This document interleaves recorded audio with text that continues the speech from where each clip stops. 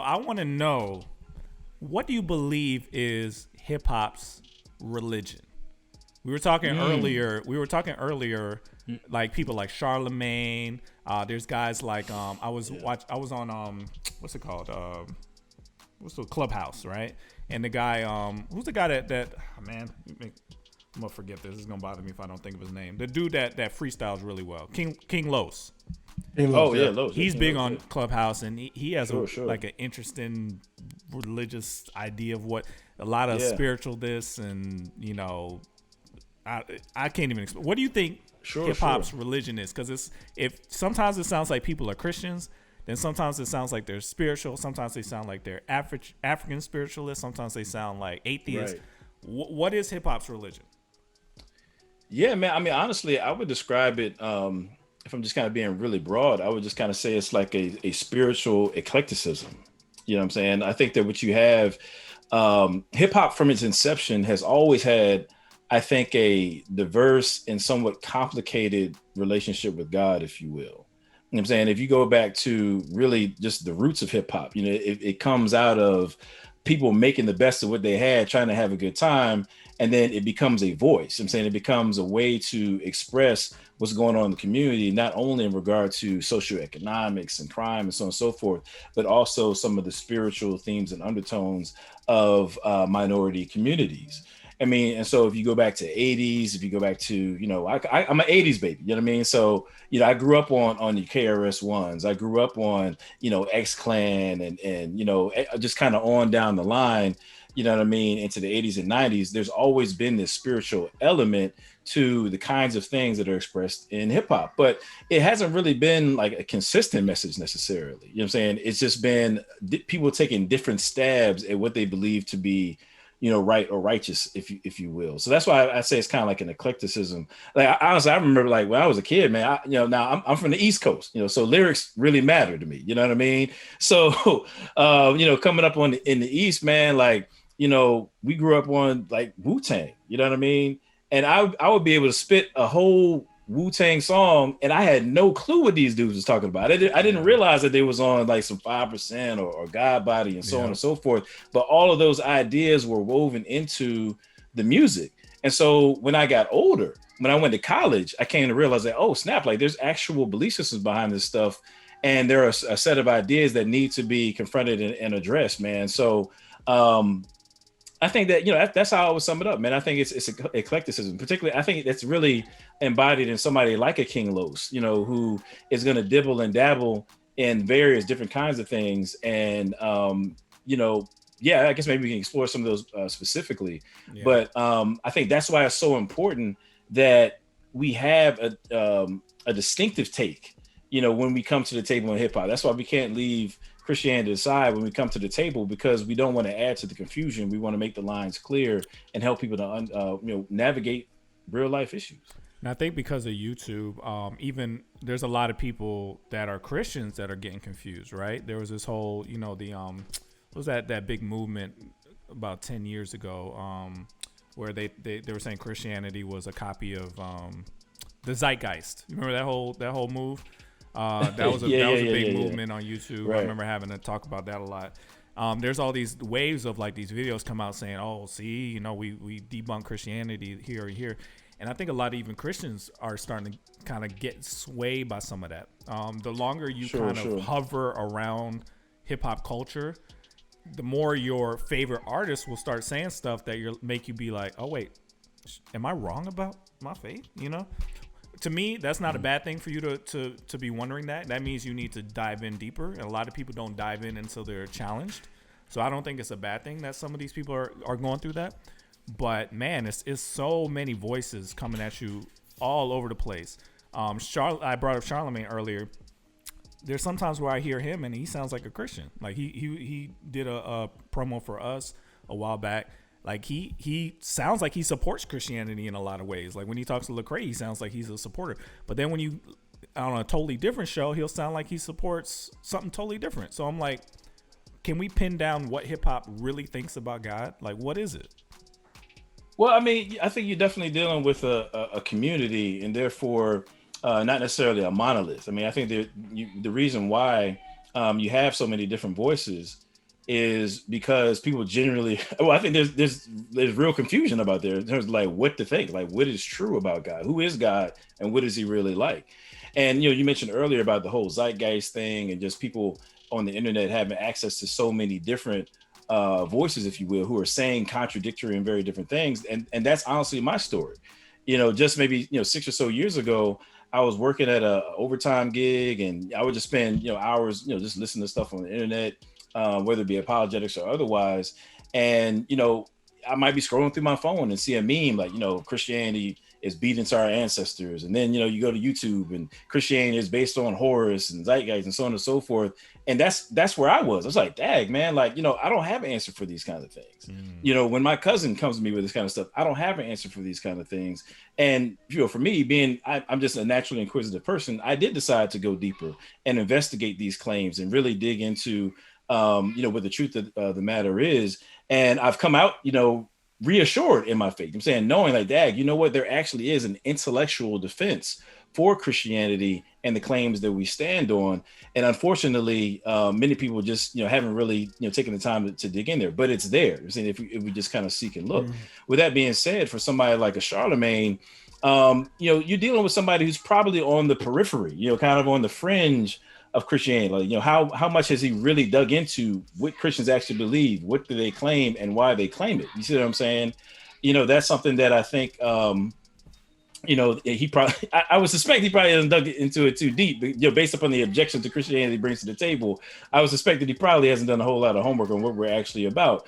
But nevertheless, man, I think that it's, something that, we need, it's our job to step up to the plate and say, hey, look, this is what's really good. This is why we believe what we believe. With that being said, it's a tragic thing, at least in my opinion. I think it's a tragic thing to be a Christian and to not know why you believe what you believe and to be able to articulate that. That's our responsibility. I'm saying? That's something that we need to be attending to, which is, why I do what I do, man. But I think to answer your question, when it comes to what hip hop believes about God, to be honest, I think that in the midst of all the confusion, it really boils down a lot to a religion of self. It becomes, I am, the arbiter of all truth. I am, the one who is in the driver's seat about what's real and what isn't, rather than a humble submission to God in that regard. And so in the midst of that, I think people get into all kinds of things. Yeah. Do you feel like you said back in the day with Wu-Tang, Big Daddy Kane, on Poor Righteous Teachers, KRS-One, all of them, even going up to like, I feel like now it doesn't feel as people are into the 5% doctrine, like the popular hip hop artists. What I mean? The popular hip hop artist seems like there is a mixture of just spirituality, like just spiritual. Because then one day you can follow somebody and they saying Jesus, or they saying a scripture from him, and then the next day they could be talking about some African proverb, and the next day it could be, what I'm saying? Like it's all kind of all over the place right now. You know what I mean? So when I listen to if a kid, like prime example, the Migos came out with an album, right? And one of the guys in the Migos is rapping and he says, Jesus is giving me the blessings, or Jesus is something like that, or a church or whatever. And it's like, if I'm a Christian and I don't know about this side of Christian, if I don't know about Christian hip hop and I'm just listening to mainstream hip hop, I'm thinking, oh, so he's a Christian then, okay. And I mean, he talked about some crazy things, but he's a Christian, you know what I mean? So what do you say to the current state of hip hop spirituality now? You know what I'm saying? Because what you talked about back in the day was in the 90s, of course, you once you dissected and you've seen like, oh, okay, Wu-Tang were 5%ers, you know what I mean? Some of them God bodies, some of them was NOI, Nation of Islam, you know what I mean? Hebrew Israelites, you know what I mean? Different things like that. So up to now, where some of the rappers are, it's just like they just mix with all type of, you know what I mean? I've never heard blessing in hip hop so many times. Like now, like you would think you at church, because mainstream hip hop rappers be like, yeah, I'm blessed. I'm blessed. I'm highly favored. I'm not. I'm like, are y'all going to church? Like, you know what I'm saying? Like those are church terms that now the hip hop culture is really like they embracing. Grew up in church. Well, let me say this, and feel free to kick me off the show after I say this. I don't mean to be too controversial, but I'm just going to dive in and just say what I got to say. I think there's a couple. There's levels to this. You know what I mean? That's kind of how it is. So all genres of music, hip hop, whatever it may be, they don't exist within a vacuum. You know what I'm saying? There's a broader context within which they exist. All right. Now, society in general, right? Just like we was talking about before, before we came on, society in general, what we're seeing, particularly in the African American community, is that the fastest growing group of individuals with respect to spiritual beliefs is what statisticians refer to as the nuns, right?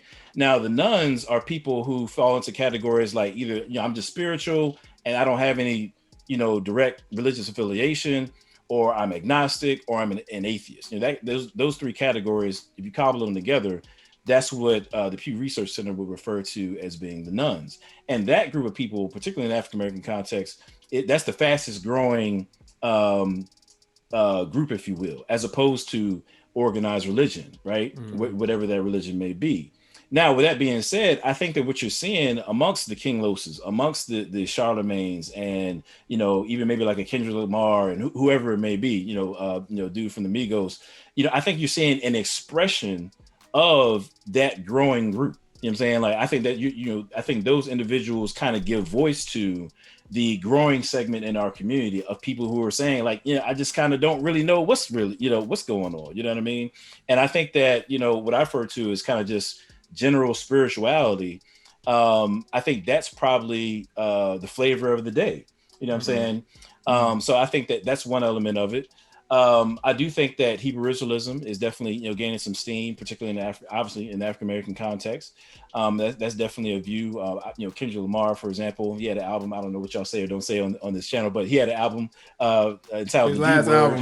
his last album, right? People know what that is. Yeah. Just that whole album was littered with Hebrew Israelite ideology. Yeah. Now, there's various different forms of Hebrew Israelism.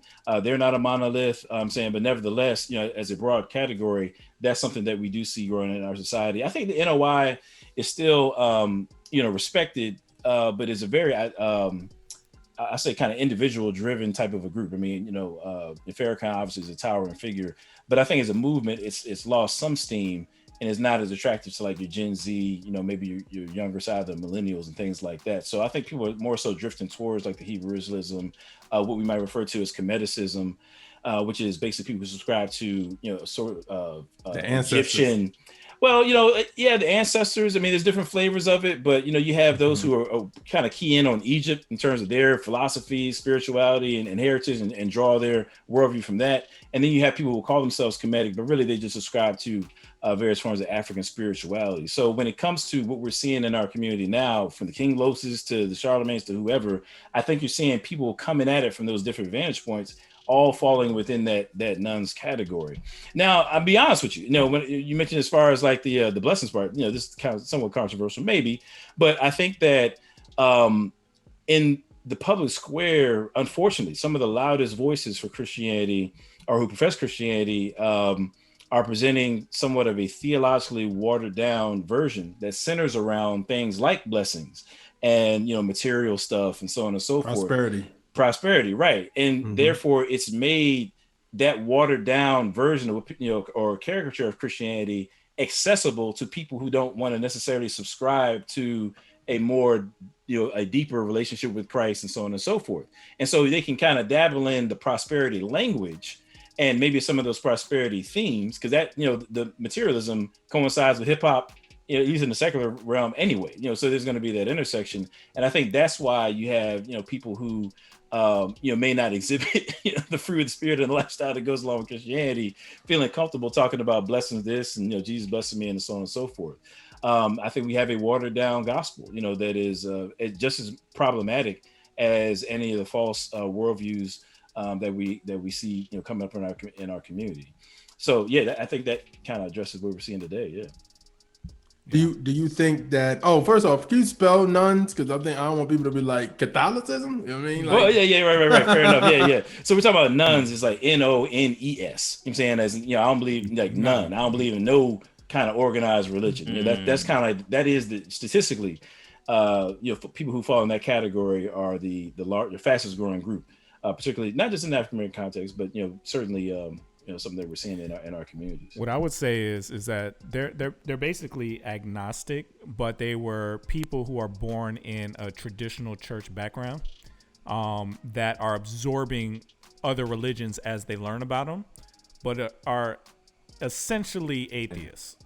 You see what I'm saying? Like when I hear people talk like that, they sound like they believe in some sense of spirituality, but at the end of the day, when it comes down to it, it's really just whatever they think. Like you said in the first place, it's not an adherence to any specific doctrine or rules. It changes as they grow.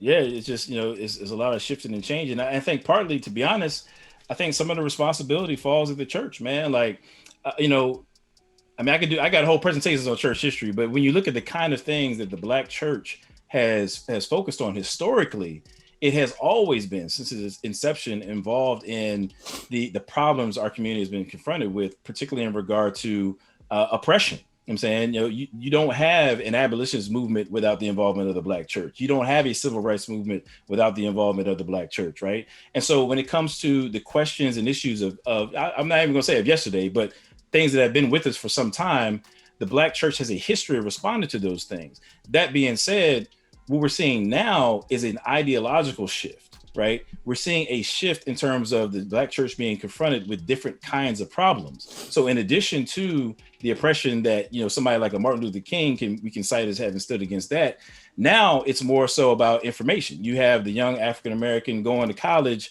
hearing the professor talk about the Bible's not true, evolution, so on and so forth, however they may come at it. And they're coming back to, their traditional church in the summertime, and, grandmama don't have anything to say about it. It's just like, oh, baby, just believe.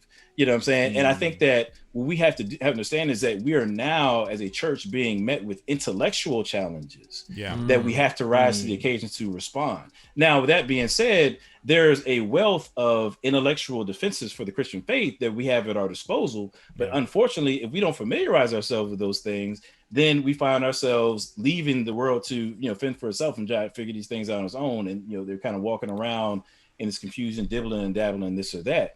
But I think that it is definitely time for the church to rise to the occasion to address these intellectual challenges. And so, getting back to what you were saying, I think that people are, there are just certain questions and problems that are just common to the human experience. You know what I mean? Like, how should I live? Like, what's my moral standard?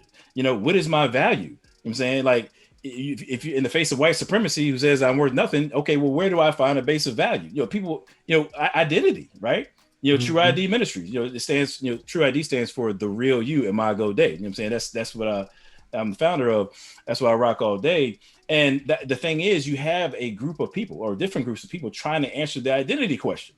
It's like, okay, we were ripped out of Africa, torn away from the context within which people generally develop a sense of identity, and we don't know who we are now, right? And so people will say, well, dag, man, you need to get rid of anything that's European and take on that which is, in line with your African heritage. And they associate Christianity with being on the wrong side of that equation. So you have people casting off Christianity and looking for something else that aligns up with the person that they see in the mirror, at least in their estimation.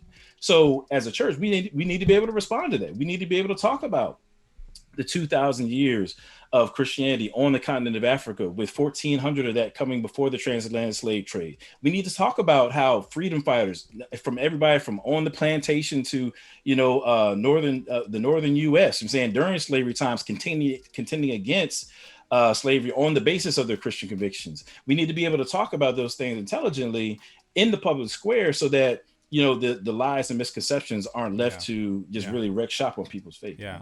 Adam, you've been one of our most popular guests I've seen in a long time. You got the chat buzzing right now, so we gotta have you back on, man, when topics like this come up. So tell them how to find you, how to support you, and your brand.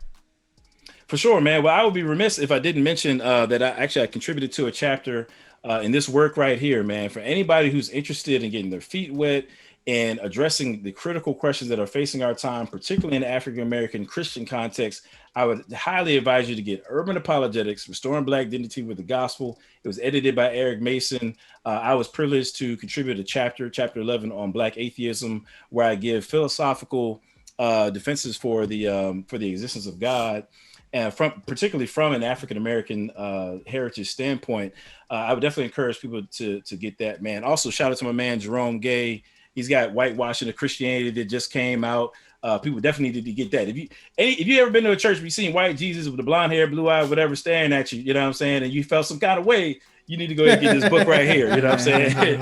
And then, lastly, I don't mean to be too long, but, Multitude of All Peoples by my man, Dr. Vince Bantu, goes over the 2,000 years of Christian history on the continent of Africa, but 1,400 of that before the transatlantic slave trade. Man, we had Christians in West Africa from which we were taken before the transatlantic slave trade. We got evidence for that. I talk about that on my channel, the True ID Apologetics channel. So with that being said, people can definitely check me out right here on YouTube at True ID Apologetics. That's TRUID Apologetics. Definitely check me out there. You can also check me out on the website, trueidapologetics.com, TRUID Apologetics. Check out the podcast, trueidpodcast.com. I'm on Facebook as Adam Coleman, Instagram at trueid_apologetics. And I'm also on Twitter as Scott Lane 7. Scott Lane is my old rap name. I used to do a little bit of CHH back in the day. You know what I mean? But, you know what I'm saying? I'm gonna leave it at that. But so I still got the rap name up there. You know what I mean? So man, I really appreciate you guys, man. But I'm a preacher at heart, so I promise I'm gonna close with this. But yeah, I just want to say, man, God bless y'all for what you're doing, man. I would encourage everybody out there. I'm saying for the sake of your walk with Christ, definitely dig in deep into the scriptures, dig in deep to the wealth of information that's out there in regard to defending the faith. And as you do so, have the compassion to reach out to somebody else with it, I'm saying, and preach the gospel, man. So I just want to say I love y'all, man, and thanks for having me. Thanks for coming, bro. Great stuff, man. All right, let's get back into it. You in the field with the Trackstarz, Ryan Righteous, Sean Tanner, DJ Jeremiah. Let's go.